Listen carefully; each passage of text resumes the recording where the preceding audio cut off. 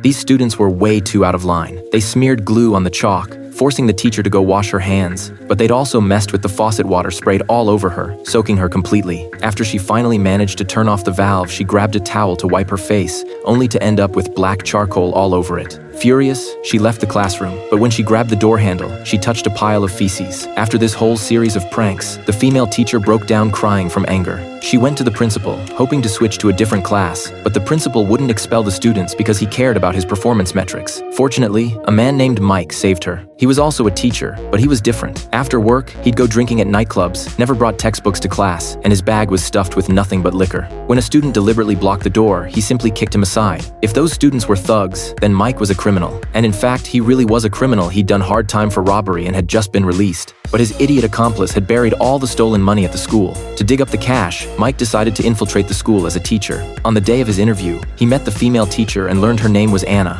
Later, he made an excuse to go to Anna's house, drugged her unconscious, all just to steal her teaching certificate. But the printer broke, so he could only copy the files onto a USB drive. The next day, Anna stupidly thought they'd gotten drunk last night and something inappropriate had happened, so she hurried to apologize to Mike. Mike just casually said he forgave her, and Anna hadn't expected it to be that simple. She felt incredibly embarrassed. But not long after, Anna was once again brought to tears by the students. That night, her roommate borrowed her computer and accidentally discovered the teaching certificate that hadn't printed successfully, with the date clearly written on it. Anna's heart skipped a beat. She immediately went to the school to check Mike's files, and sure enough, found his teaching certificate scores were exactly the same as hers. Only then did she realize nothing had happened that day she'd been played. In her anger, Anna initially planned to report Mike to the principal, but then she reconsidered why not let Mike take over that class of thugs. This way, she could escape her misery and also watch them prank Mike to vent her frustration. Surprisingly, Mike didn't take those little thugs seriously at all and readily agreed. But what no one expected was that soon, Mike would pay a terrible price for his carelessness.